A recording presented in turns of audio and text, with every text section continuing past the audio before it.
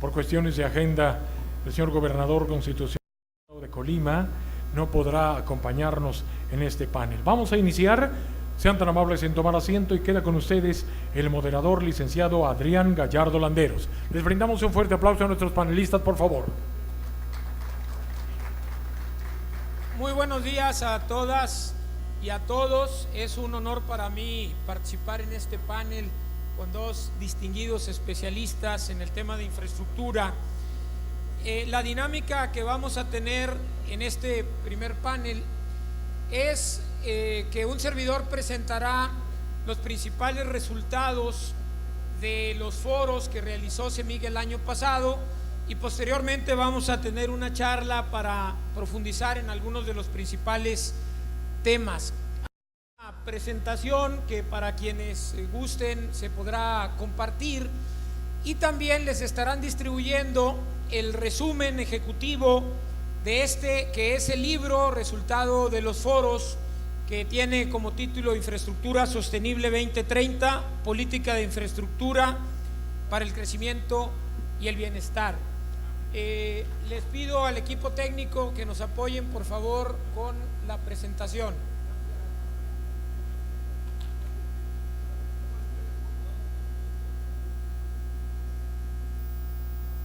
¿Estamos listos?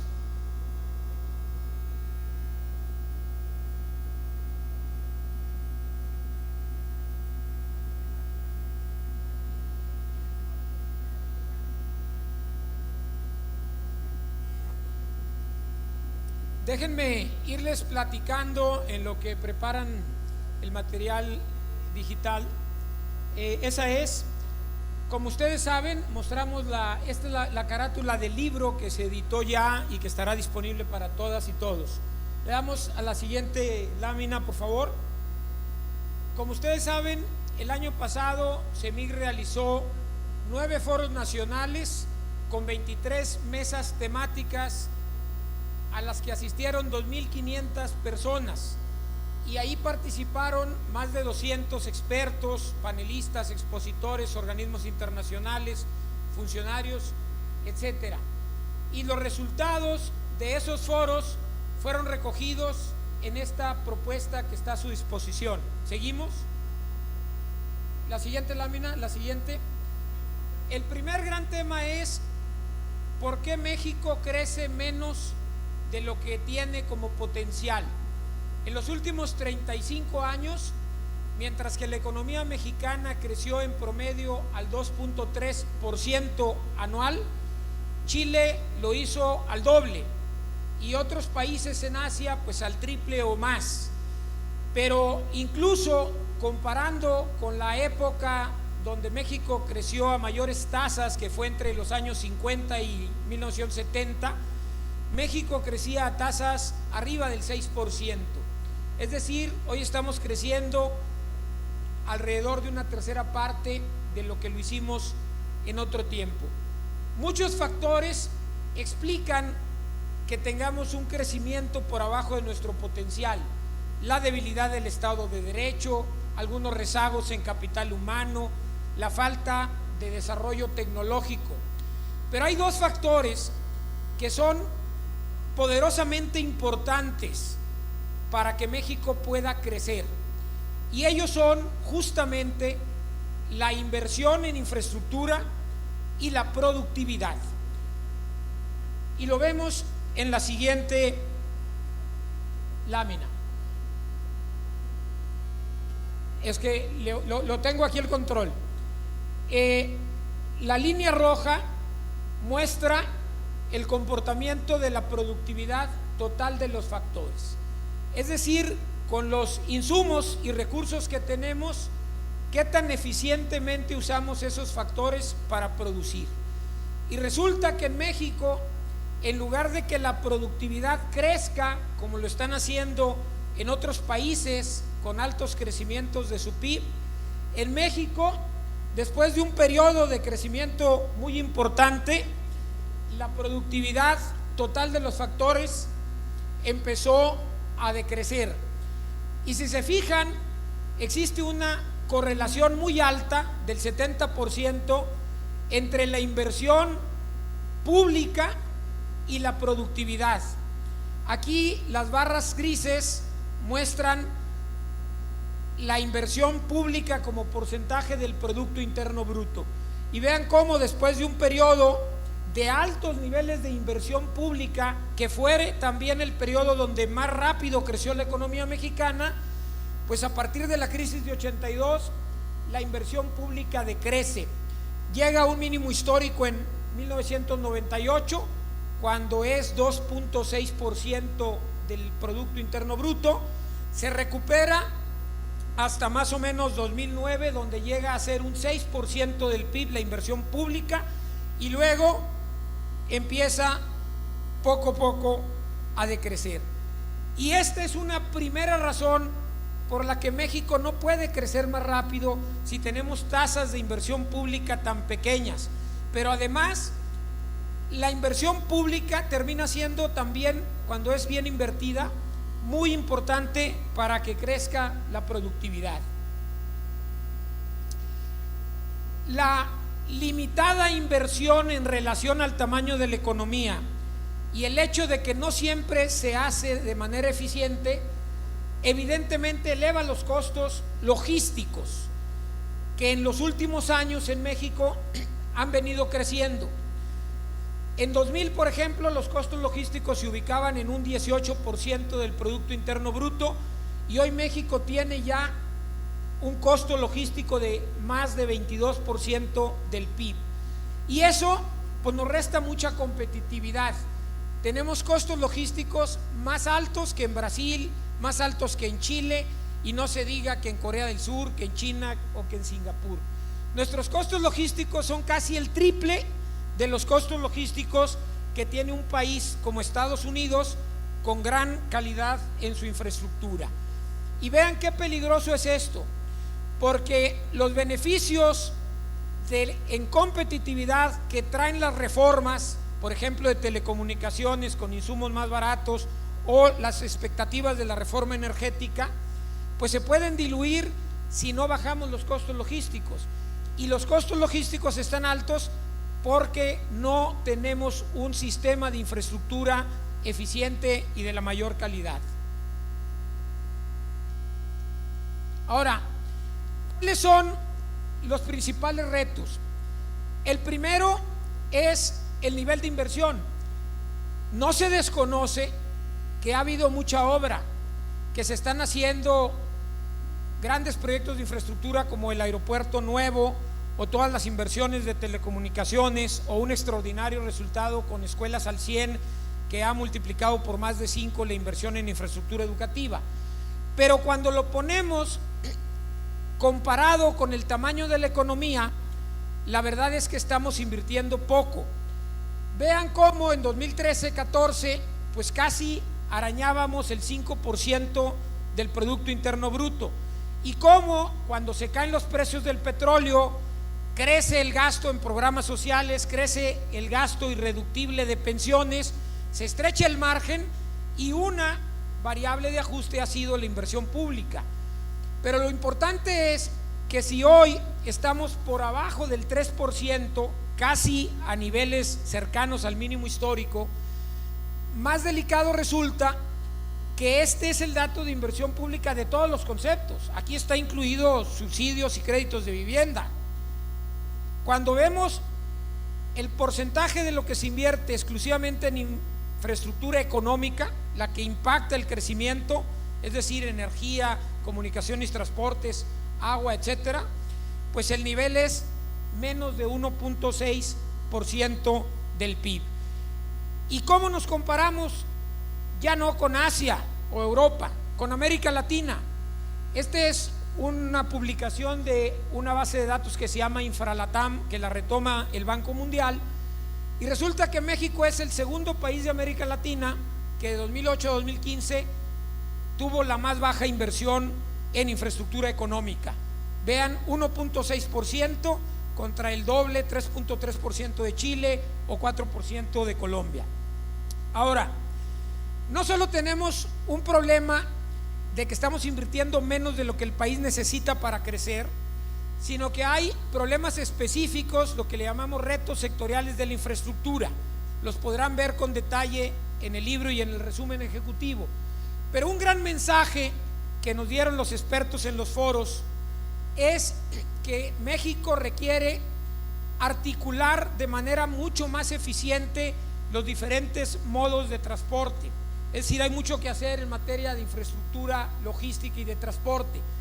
En carreteras, por ejemplo, tenemos más de 390,000 kilómetros de caminos, pero solo el 42% está pavimentado, y de acuerdo a estándares internacionales solo el 6% tiene la calidad que se exige de toda nuestra red de caminos a nivel internacional, y hace falta pues muchísimo mantenimiento. En ferrocarriles, ustedes saben, tenemos 27,000 kilómetros, 20,000 más o menos, 19,000 los hizo Porfirio Díaz, y en los últimos 15 años la red de ferrocarril ha crecido en menos de 1% y tiene una velocidad promedio de 26 kilómetros. Estamos fuera de cualquier competencia internacional, pero además el ferrocarril es el modo de transporte que en distancias largas puede generar entre un 28 y 42% de ahorro, y no lo estamos potenciando ni articulando eficientemente. Y así podemos ir desglosando los diferentes retos de cada sector. Ahora, además de los retos sectoriales, se identifican en este estudio los retos transversales, es decir, no importa si construye escuelas, sistemas de agua o carreteras, cuáles son los problemas que tiene México.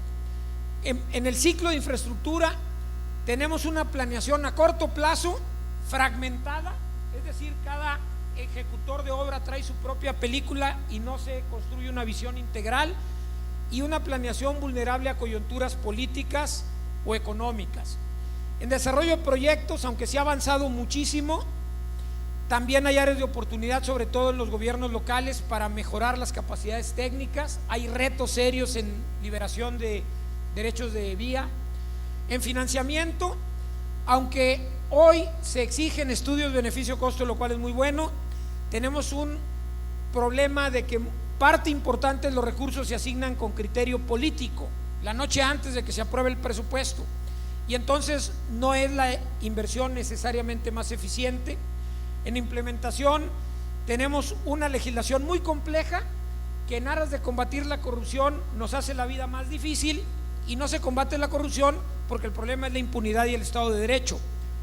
Y en evaluación apenas hay una cultura incipiente de evaluar el rendimiento de las obras una vez concluidas. Vean, por ejemplo, la importancia que tiene controlar la corrupción para mejorar la calidad de la infraestructura. Todos los países que tienen una calidad de infraestructura medida del 1 al 7 por el Foro Económico Mundial, como Singapur, Gran Bretaña, Canadá, etcétera, tienen altos niveles de control de la corrupción, y en cambio pues México está a media tabla, poco arriba del promedio en calidad de la infraestructura, pero muy abajo en control de corrupción. Ahora, frente a esto, ¿qué se propone? En primer lugar, revalorar la importancia estratégica de la infraestructura para poder crecer.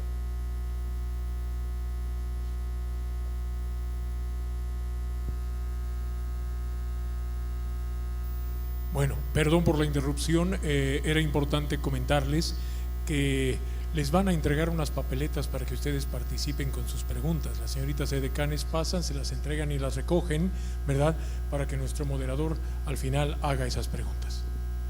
Gracias. Regresamos a la presentación, si se puede, por favor. Y entonces, todo mundo da por hecho que la infraestructura impacta en el crecimiento y el bienestar, pero es importante ubicar cómo. La infraestructura baja costos logísticos, eleva la competitividad, potencia la productividad, y menos costos logísticos hacen más rentables las inversiones, más productivo al capital, y eso atrae inversión, y es justamente la inversión pública y privada la que permite incorporar innovación tecnológica y mejorar productividad y crecimiento. Y en el mismo sentido, más infraestructura también mejora la productividad laboral, los ingresos de los trabajadores y el crecimiento económico. ¿Cómo logramos entonces una infraestructura sostenible, eficiente y de calidad en México? La CEMIC propone trabajar en 3 dimensiones de política pública. Primero, invertir mejor e invertir más. Segundo, atender los aspectos prioritarios de cada sector en infraestructura. Y tercero, mejorar la eficiencia a través de mejoras en todo el ciclo de infraestructura. ¿Por qué es esto tan importante? Porque no genera el mismo beneficio en términos de crecimiento económico y bienestar un peso que se gasta bien o un peso que se gasta en forma ineficiente. El Fondo Monetario Internacional ha documentado que los países con sistemas más eficientes de inversión y ejecución de infraestructura logran generar 0.6% de incremento en su Producto Interno Bruto por cada punto porcentual de inversión pública, frente a países que tienen sistemas ineficientes que logran un impacto solo de la mitad. Y vean un ejemplo de muchos que documenta este estudio de cómo podemos mejorar. En el presupuesto federal, el ramo presupuestal menos regulado se llama ramo 23. Es sano que los presupuestos tengan cierto margen de flexibilidad bajo ciertos controles, pero lo que ha ocurrido es que mientras que en 2001 ese fondo de cierto margen de flexibilidad del presupuesto federal en 2001 asignaba 15,000 millones de pesos a ramo 23, en 2017 llegó a 350,000 millones de pesos, de 15 a 350,000. De 3 programas que tenía, llegó a tener en su peor año 91 programas, dispersión total del gasto. No todo es mal gasto por el hecho de que no siempre está bien regulado. Ahí están, por ejemplo, los fondos de desastres o los recursos con el que se pagan los aumentos de salario producto de negociaciones con magisterio o servidores públicos. Pero hay partidas que algunas instituciones han ubicado que no tienen ninguna regulación. México Evalúa ubicó 3. Esas 3 programas o fondos que no tienen reglas, pues se asignan discrecionalmente. Y vean cómo del 2013 al 2017 está en la barra roja, se destinó más dinero a esos 3 fondos no regulados que el total de lo que se invirtió en promedio al año en todas las modalidades de infraestructura carretera. Entonces, CEMIG está proponiendo, entre otras cosas, que ese dinero se redireccione a infraestructura, y si se puede potenciar a futuro con seguridad legal, se trae valor presente, pues se puede estar haciendo una inversión al arranque del próximo sexenio de entre 350,000 o 600,000 millones de pesos, que pueden ir a un fondo de infraestructura verde, a un fondo de mantenimiento de carreteras, entre otras propuestas. En materia de planeación, la propuesta es planear a largo plazo con enfoque estratégico integrado y una instancia autónoma o semiautónoma que haga la planeación y la evaluación de la infraestructura, sólidas capacidades técnicas y mayor eficacia en la gestión de permisos y licencias, asignación de recursos con enfoque estratégico y criterios técnicos, promoción responsable de APPs, innovación financiera, procesos de licitación, adjudicación y contratación transparentes y verdaderamente competitivos, y rendición de cuentas y fiscalización con consecuencias. La auditoría hace su trabajo, detectan cosas que mejorar, pero no pasa nada y no hay consecuencias. Y vean qué importante es que tengamos calidad en la infraestructura, porque los países con infraestructura de mayor calidad, que es más cercano al 7, pues son también los que tienen un ingreso promedio mayor, un PIB per cápita mucho mayor. Sobre esa base, CEMIG plantea toda una visión de desarrollo donde la infraestructura juega un papel fundamental, pero para ello, además de mejorar la infraestructura y los temas económicos, pues un tema recurrente es que tenemos que fortalecer el Estado de Derecho. Muchas gracias.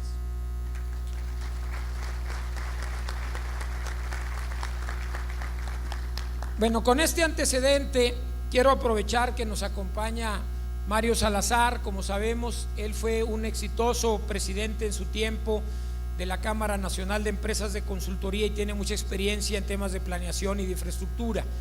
En tu opinión, Mario, ¿cuáles serían los principales retos de la infraestructura en el país y cómo se puede mejorar la eficiencia para no solo invertir más, sino también invertir mejor.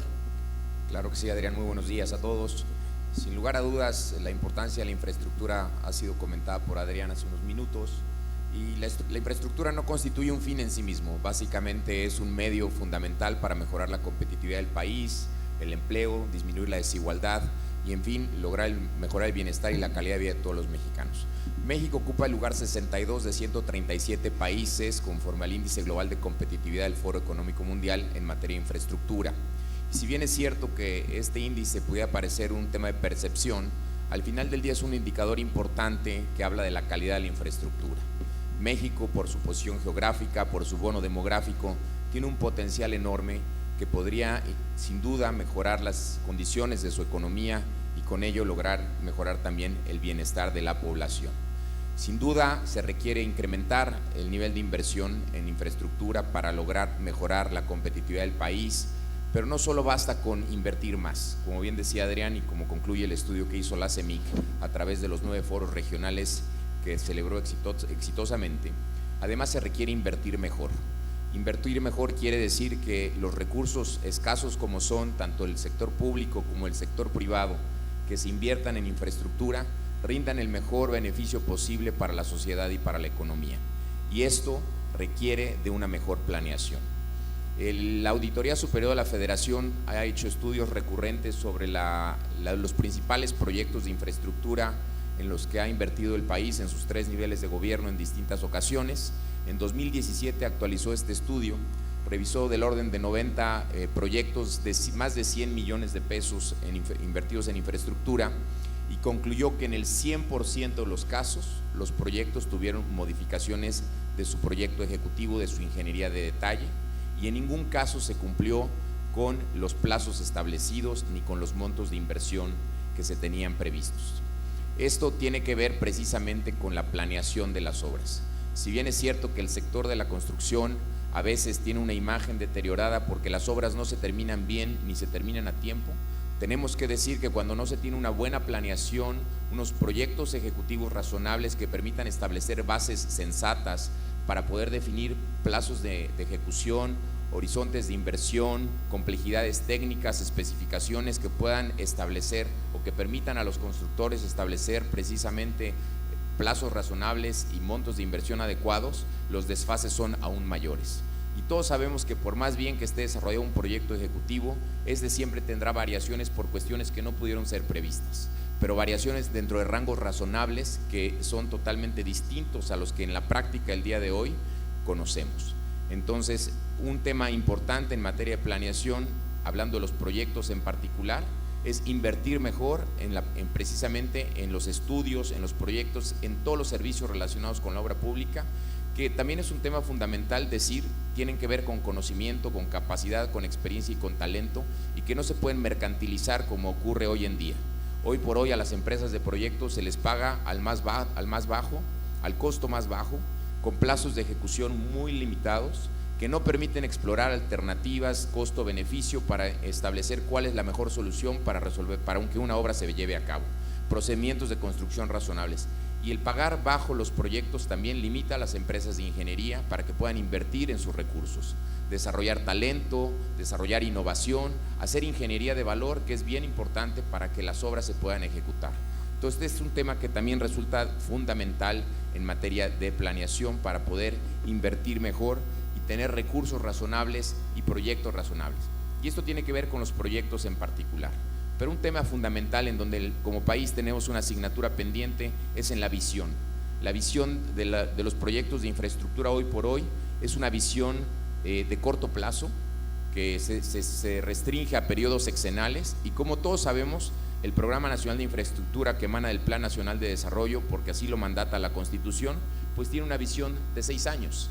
Y en realidad el Programa Nacional de Infraestructura ni siquiera alcanza a cubrir 6 años de una gestión gubernamental, porque el tiempo que pasa entre que se inicia la gestión, se echa a andar el Programa Nacional de Infraestructura y finalmente empieza a dar fruto, el último año de la gestión, como lo estamos viendo, básicamente pues se abocan a terminar los proyectos que están en curso y no se inicia nada nuevo, y viene una baja importante en la inversión en proyectos de infraestructura. Es por ello que se requiere una visión de largo plazo, con una visión de 20, 25 años, que atienda a la vocación regional del país en sus distintas áreas: turismo, ganadería, agricultura, pesca, industria, y que pudiera detonar y concatenar el desarrollo de la infraestructura para que precisamente la competitividad global del país pueda mejorar sustancialmente. Las mejores prácticas internacionales llaman a que no solamente se tenga una visión de largo plazo, sino que sea una visión en donde participen gobierno, sociedad y sobre todo organizaciones empresariales como la propia Cámara Mexicana de la Industria de la Construcción y otras organizaciones del sector, para poder establecer esa visión de largo plazo. Y otro tema fundamental, y es un reto importante, es que el gobierno ha perdido capacidades técnicas en sus cuadros en los 3 niveles. Los cuadros a cargo de desarrollar la infraestructura han ido perdiendo capacidades, se han ido jubilando y no han generado nuevas fuerzas dentro de las secretarías de Estado, dentro de los 3 niveles, que puedan encabezar el esfuerzo para desarrollar la infraestructura, que tiene un reto muy importante. Peor aún, cada vez vemos menos personas con carreras afines al desarrollo de la infraestructura dentro del sector público impulsando los desarrollos de infraestructura.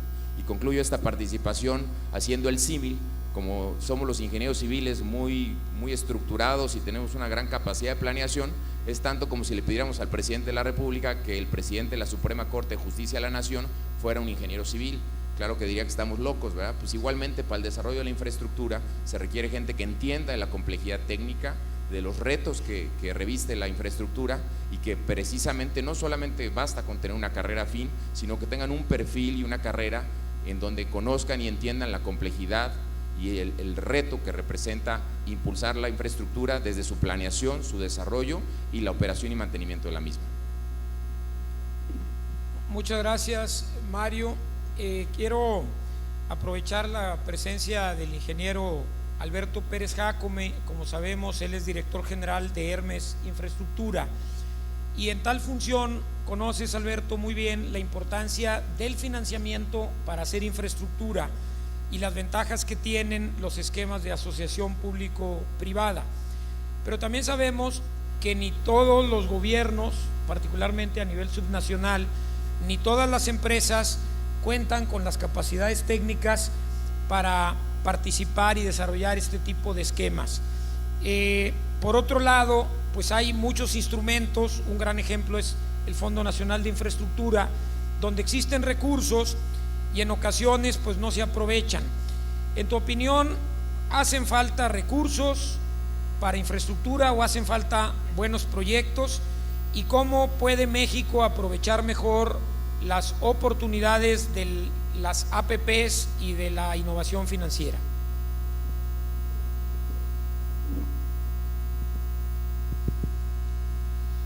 Muchísimas gracias, Adrián, por la presentación. Gracias por compartir este foro. También gracias a nuestros anfitriones, Gustavo, Eduardo, por la invitación.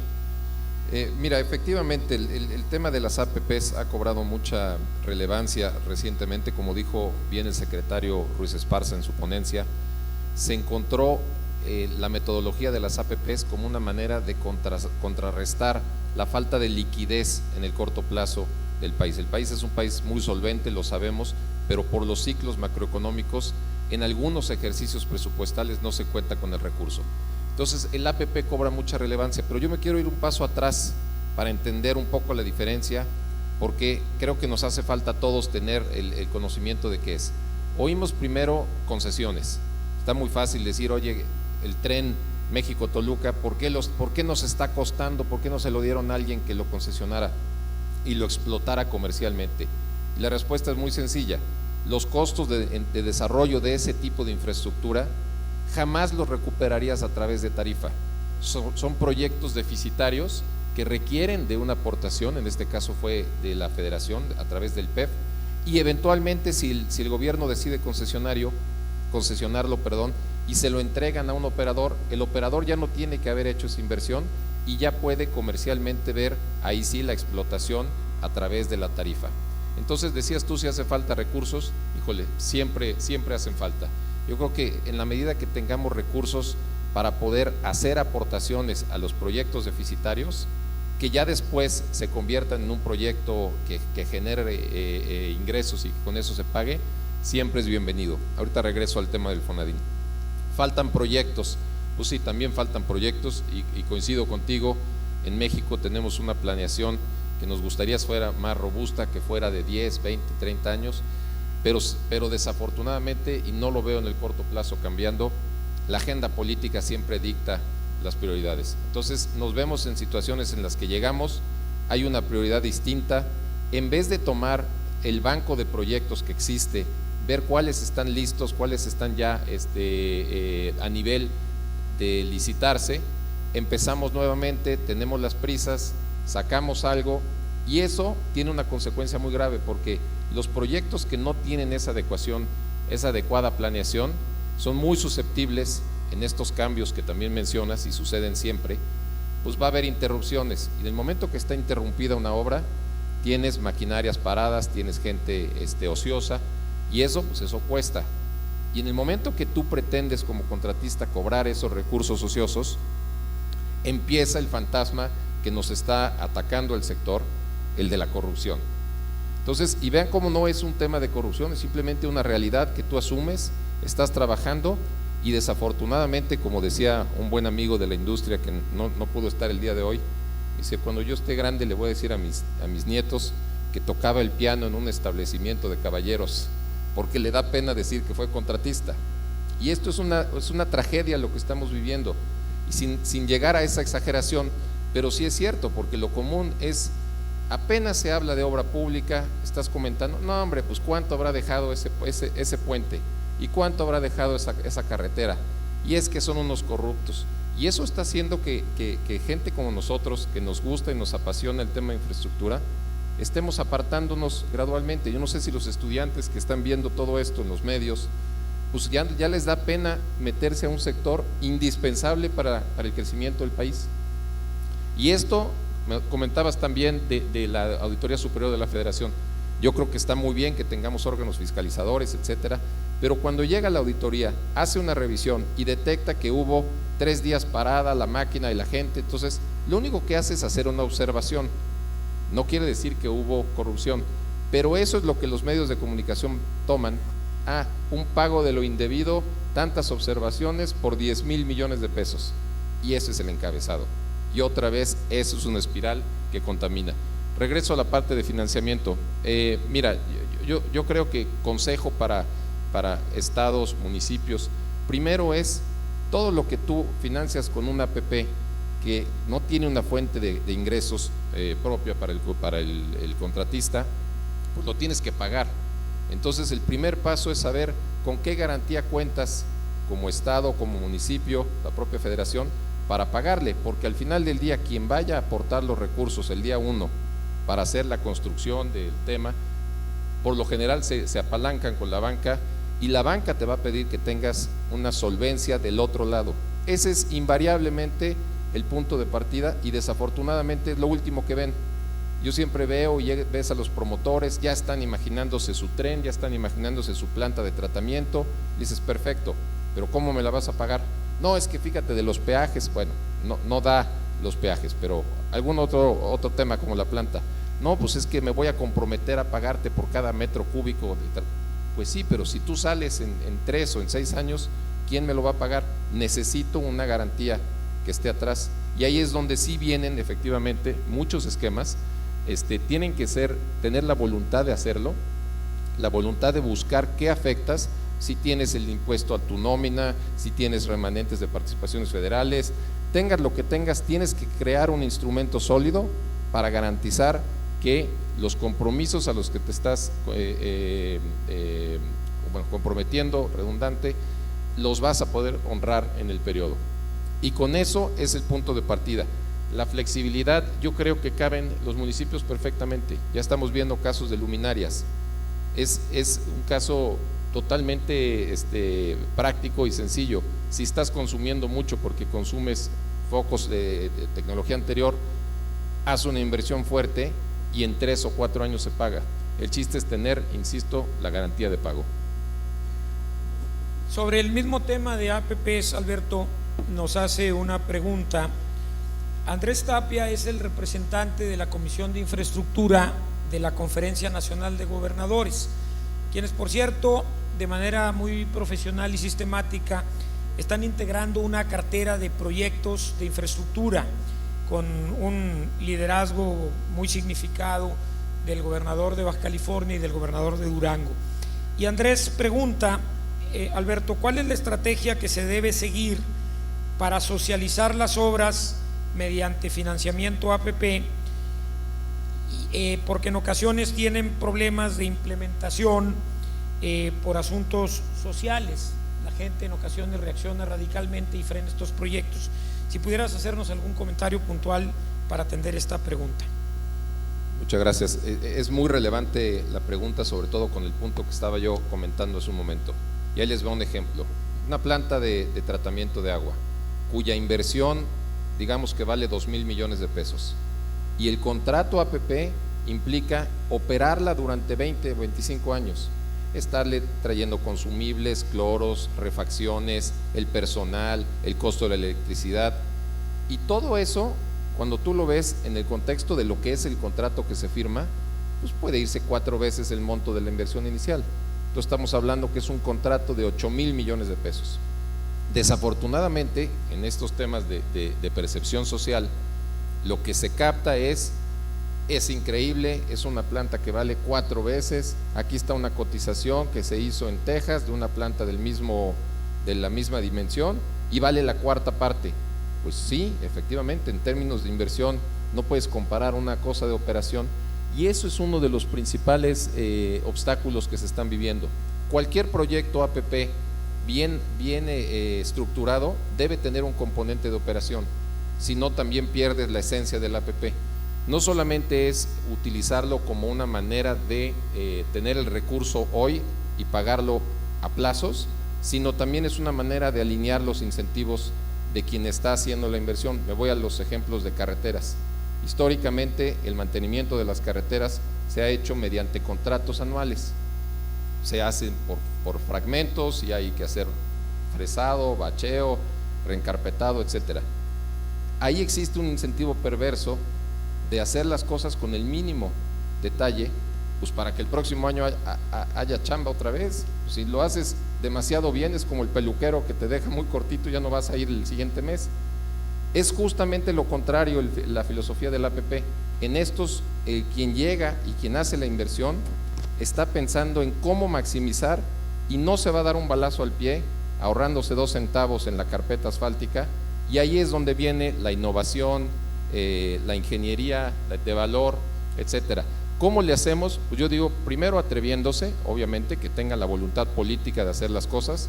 2, que tengan manera de pagarlo, que al final del día, pues si no lo pagan, no hay quien se los vaya a dejar gratis.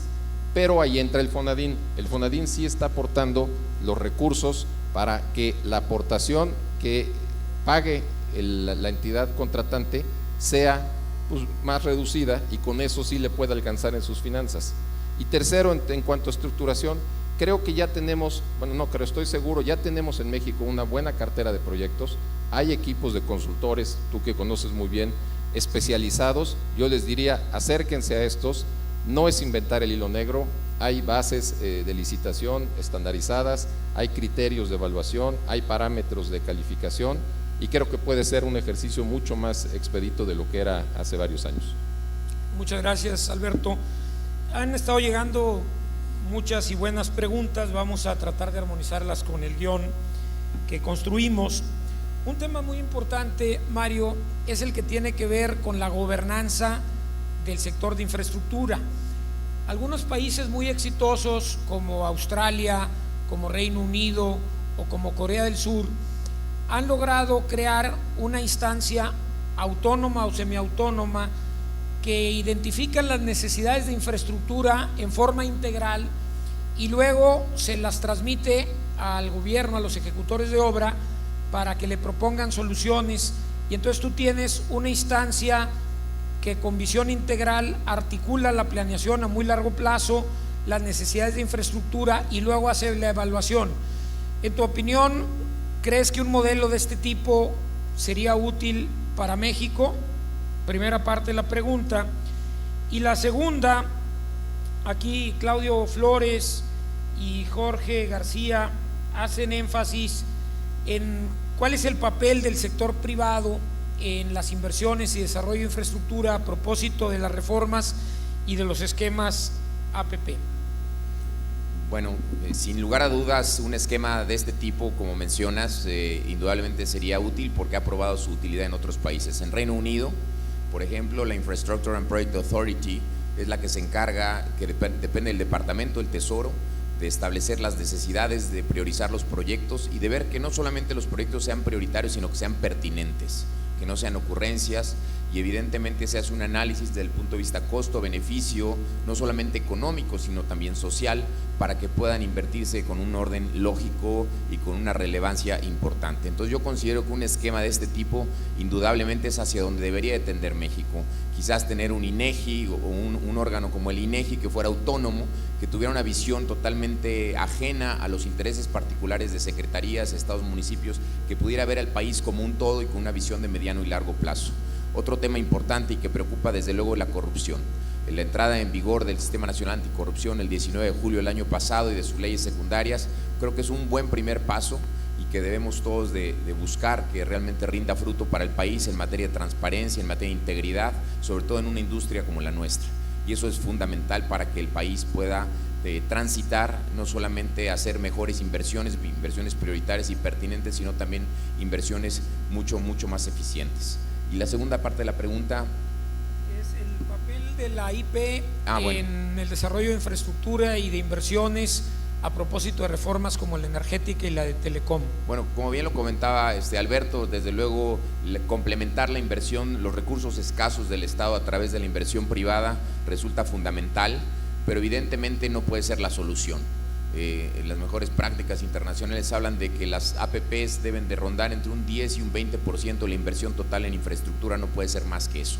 Entonces tampoco podemos considerar que la falta de recursos del Estado pueda ser suplida por el sector privado. Evidentemente conlleva un costo porque hay que pagar, además de la utilidad, pues el costo financiero, pero el beneficio es que podemos disponer de una infraestructura que genera mejor competitividad para el país, mayor bienestar para la población, antes de lo que los recursos del Estado lo hubieran permitido de otra manera. Entonces el beneficio pues es finalmente el poder contar con esta infraestructura y detonar desarrollo, detonar empleo, detonar bienestar en forma anticipada, que de otra suerte el Estado no podría hacer en forma tan oportuna. La ley de APPs, que es una ley yo creo novedosa y que se promulgó, como ustedes saben, desde el sexenio del presidente Calderón y que ha venido sufriendo algunas modificaciones precisamente a raíz de la reforma energética y de algunas otras reformas estructurales que ha vivido el país, establece cuáles son los requisitos que debe cumplir un proyecto que se pueda financiar a través de recursos privados para poder ser susceptible de financiamiento. Y esto tiene que ver con su viabilidad técnica, su viabilidad legal, su viabilidad ambiental, su viabilidad social y una serie de otros requisitos, creo que son del orden de 11 requisitos que establece la propia ley, y que parece ridículo que la Ley de Obras Públicas y Servicios Relacionados, aunque lo dice en forma muy ambigua, no establezca los mismos requisitos para que un proyecto pueda ser impulsado.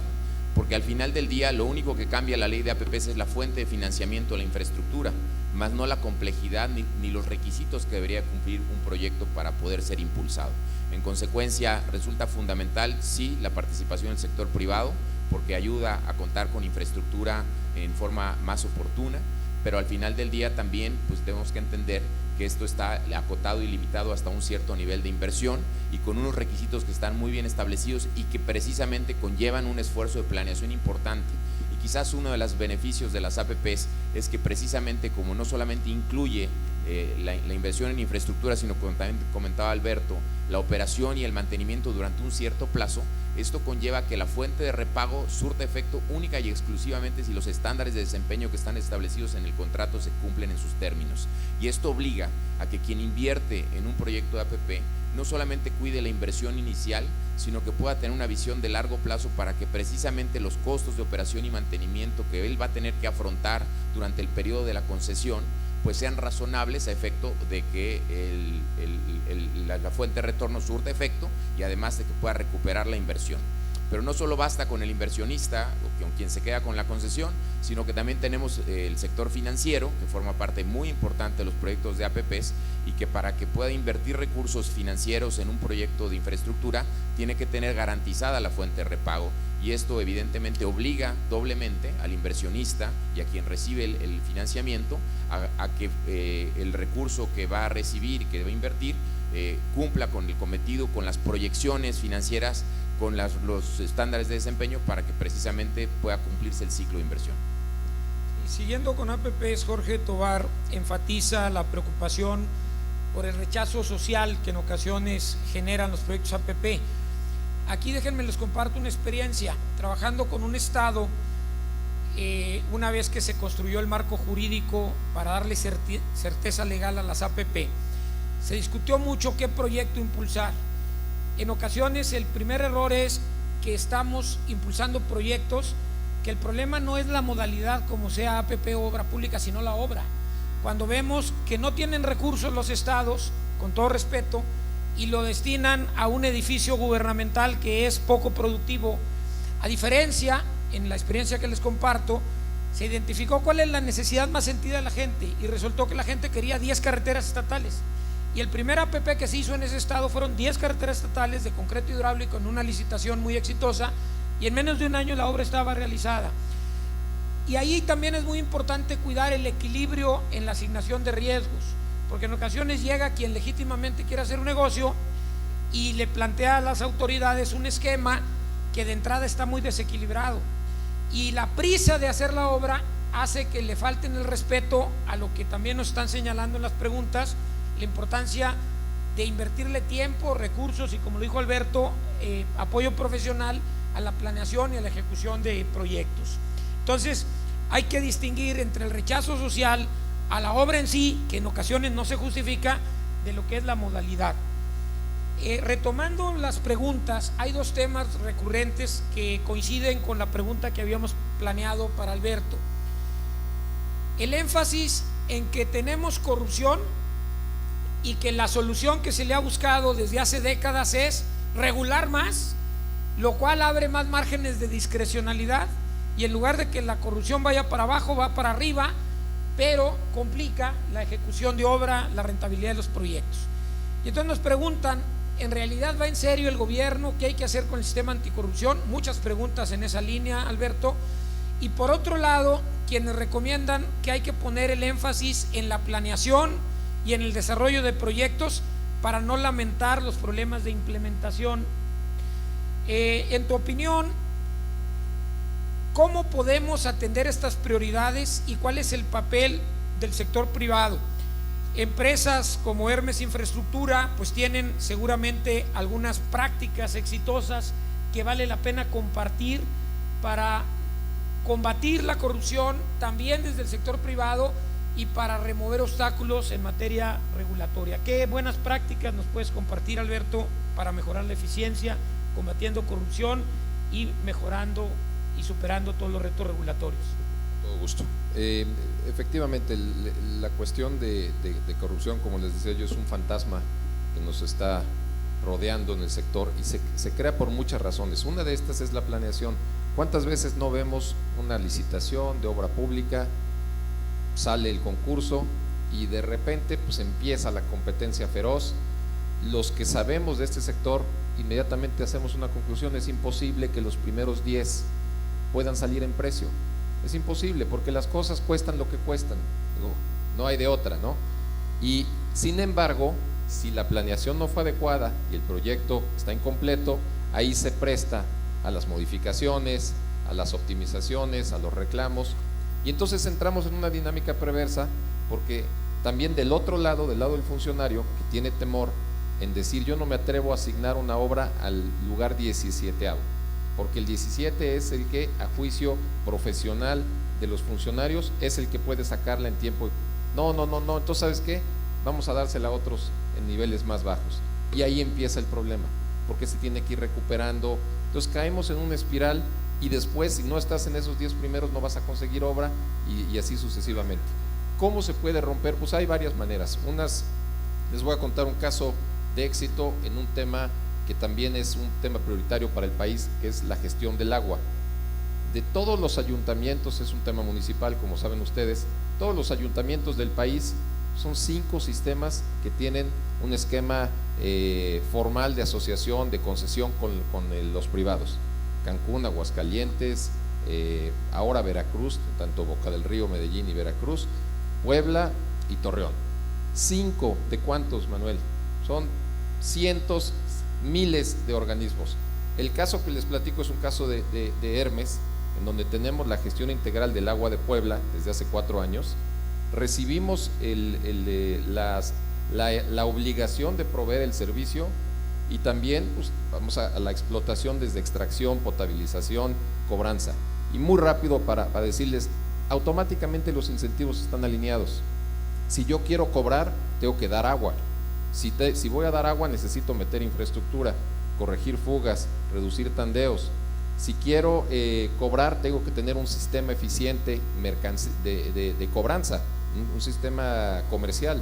En México, menos del 50% del agua que se entrega se cobra, y menos del 50% del agua que se extrae y se inyecta a la red llega.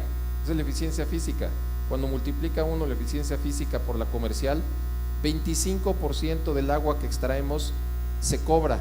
Pues obviamente no hay recurso, porque ese dinero que es para invertir, al no haberlo, caemos. Entonces pues doy mal servicio, y como doy mal servicio no cobro, y como no cobro no invierto, y como no invierto, y ahí caemos. Eso subsiste cuando hay apoyos gubernamentales, pero ahorita que no hay apoyos gubernamentales estamos viendo lo que sucede. Es una tragedia. Está anunciada la muerte de estos organismos. Puebla lo tomamos en una escena similar, perdía 60 millones de pesos al mes, le costaba al Estado subsidiar el sistema intermunicipal de la ciudad de Puebla. Son 5 ayuntamientos. Hoy no solamente no le cuesta 60 millones al mes, sino que le deja 7 millones de pesos que le pagamos de contraprestación por una serie de obligaciones y de tal. Los incentivos están alineados. Yo tengo que cubrir más, de entregar más agua para cobrar más, para invertir más. Tengo un compromiso, y ahí vienen los temas de regulación, de invertir 10,000 millones de pesos en ese activo, con diferentes cosas, desde extracción hasta saneamiento.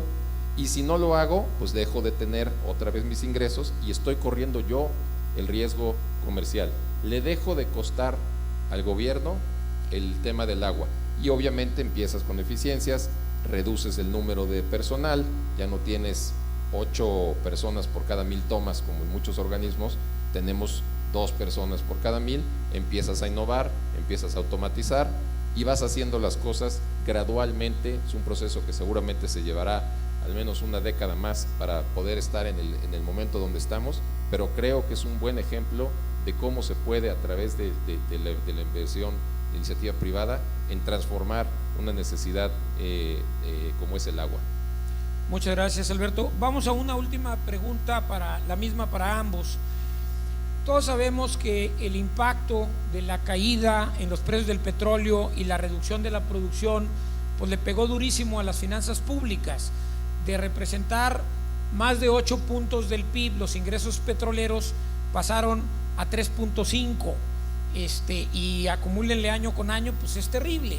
Y evidentemente hay que agradecer que haya una conducción responsable, que no terminemos pagando con inflación y desorden. Pero la pregunta es, ¿por qué la principal variable de ajuste tiene que ser la inversión pública cuando hay margen para hacer, como lo pide el Consejo Coordinador Empresarial, una reingeniería del gasto público? Diversos estudios han documentado, por ejemplo, que hubo un sobregiro en la partida de comunicación social a nivel federal de 160% o de 57% en viáticos, y no hablemos ya pues de las transferencias y subsidios a las entidades federativas, que pues han dejado de lado el hacer su tarea responsablemente en temas financieros. Y entonces, con toda esa información, la CEMIC ha planteado que se valore el redireccionar algunos recursos que van a un gasto abiertamente improductivo o de impacto económico pues muy incierto, para que se integre un fondo de infraestructura.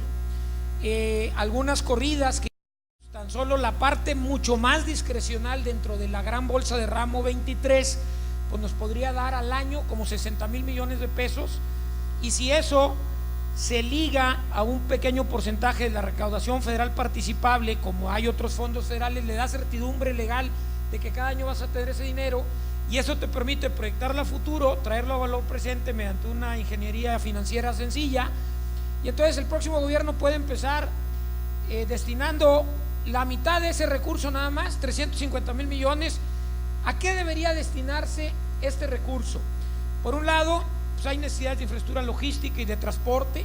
Se nos está cayendo a pedazos la red carretera por mantenimiento. Qué bueno que hagamos más, pero veamos el estado en que está la red. Una encuesta que hizo el Consejo Coordinador Empresarial a 50,000 empresarios concluyó, cuando les preguntaron 3 prioridades de obra, todos, el 90% dijeron mantenimiento de carreteras y vialidades. ¿A qué deberíamos destinar recursos en un esquema de este tipo? Para cerrar muy breves, Mario y Alberto. Bueno, sin lugar a dudas, lo que sucede es como cuando una fábrica deja de vender los productos que produce y para las máquinas, pero aumenta prestaciones y aumenta gasto operativo. Pues es absurdo, y es un poco lo que ha pasado en el símil del país. No se debe dejar de invertir en infraestructura, al contrario, el gasto corriente se tiene que optimizar y rehacer la ingeniería, hacer una reingeniería del gasto público. Sin lugar a dudas, hay un tema de tecnología, de economías, de proyectos sustentables, y yo creo que ese es algo muy importante, las energías renovables. El tema de disrupción tecnológica es un tema que debería de tomarse en cuenta para poder tener nuevos medios de transporte verdes, eficientes, seguros, confiables. El transporte público masivo en todas las principales ciudades del país es una asignatura pendiente. Evidentemente México ha crecido en su consumo de gasolinas, sin embargo 75% de las gasolinas las importamos y seguimos invirtiendo en vialidades para el uso del vehículo y no estamos invirtiendo en transporte público masivo.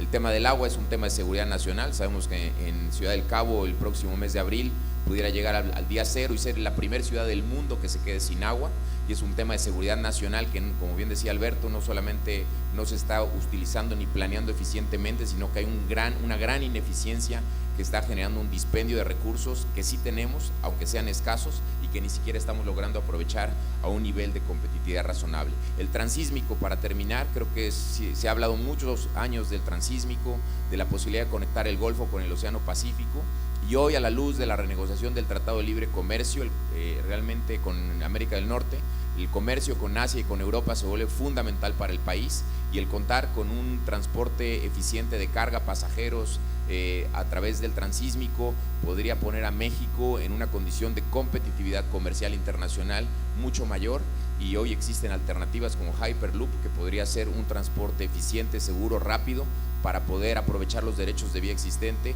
y poder conectar el transísmico e impulsar el desarrollo del comercio internacional con estas dos grandes áreas del mundo. Muchas gracias, Mario. Finalmente, Alberto, en tu opinión, ¿cuáles serían los 3 o 4 sectores estratégicos que hay que priorizar? Bueno, uno, los que volamos esta mañana de alguna parte de la República hacia acá, pudimos ver el tráfico de llegada a esta sede del aeropuerto. A mí me llevó más de una hora 10 minutos trasladarme. Evidentemente transporte masivo en ciudades, creo que es una asignatura pendiente y es una inversión necesaria y muy productiva. Por ahí dirían los que habitan en ciudades más pequeñas: oye, ¿por qué tengo que subsidiar indirectamente inversiones? Pues al final del día se puede medir. Estas son, tú que hiciste el estudio, y te felicito por cierto de lo complejo y atinado del estudio, se pueden medir los efectos tangibles de una inversión en la reducción del tráfico. Una persona que va a trabajar y se echa 2 horas de camino para llegar, es altamente improductivo cuando llega, o improductiva, señor presidente, cuando llega. Entonces creo que tenemos muchísimo que hacer en materia de transporte. Y bueno, por no dejar el mismo tema de agua que les mencionaba hace rato, pero con una visión integral. También el estudio comenta, si nosotros estuviéramos solamente en el negocio de agua y soy el mejor extrayendo el agua de los mantos, etcétera, y me quedo con esa visión, pues tampoco es la manera, porque la innovación tecnológica, la reducción en los costos, por ejemplo, de los paneles solares, la creación de infraestructura de gasoductos, acaba de transformar la industria. La industria costera tanto turística como comercial, riego, pues ahora sí te permite desalar el agua a costos muy accesibles, porque tienes gas que está llegándote troncal en el caso de Sinaloa. Puedes hacer muchas cosas relacionadas con eso, puedes invertir en tecnologías que al final del día se va a traducir en una reducción de gasto corriente. ¿Por qué decía yo rato también el ejemplo de los organismos que tienen 8 personas por cada 1000 tomas? Pues eso es un gasto, ese no es inversión. Tenemos que ayudarles a nuestros funcionarios a entender que invertir realmente hace que el día de mañana coseches, y esa cosecha se va a traducir en una mayor recaudación, mayores empleos, y van a tener nuevamente recursos disponibles para gasto, pero gasto eficiente y prudente. Pues muchas gracias a Mario, muchas gracias a Alberto y a Gustavo Arballo por su liderazgo, su gran trabajo al frente de esto. Bien, le vamos a pedir al ingeniero Enrique Canto Vivas, vicepresidente ejecutivo de CEMIC, que por favor sea tan amable en pasar a entregar estos obsequios, agradeciendo a nuestros panelistas, el ingeniero Mario Salazar Lascano, el ingeniero Alberto Pérez Jácome Feccione y por supuesto el moderador licenciado Adrián Gallardo Landeros, con el aplauso de todos ustedes, por favor.